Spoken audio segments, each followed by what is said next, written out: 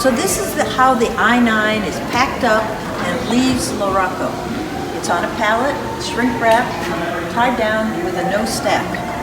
Every shipper should know not to stack on top of it. Also, when the installer gets to the home, you should leave the chair in the box until you actually can't get the box any further to where the customer wants it.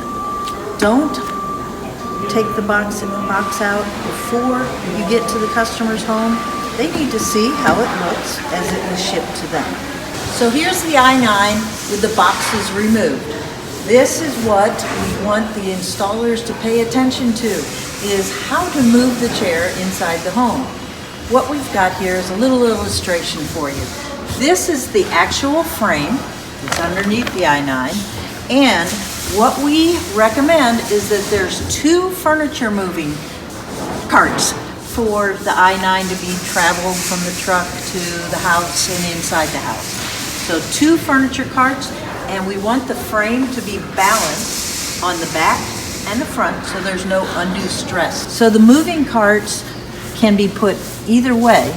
We've aligned them this way because we're assuming you're trying to go through a narrow doorway.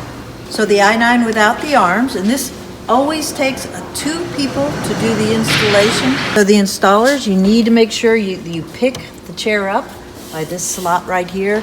Never use the back as a leverage for moving the chair. So lift the chair up.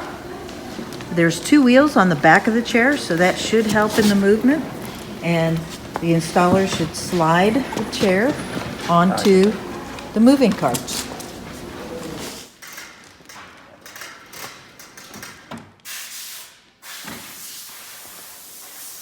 As you can see, the chair's aligned on the back moving cart, so the weight is evenly distributed across both tracks.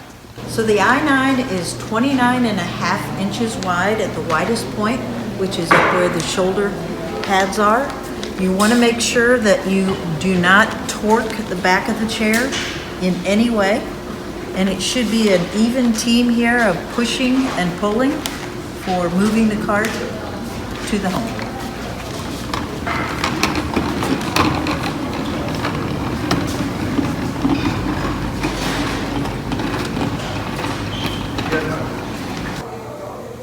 So if you're going through a tight spot, make sure that the widest part of the chair, the leather, doesn't scrape against any door jambs so that you don't damage the leather on the chair.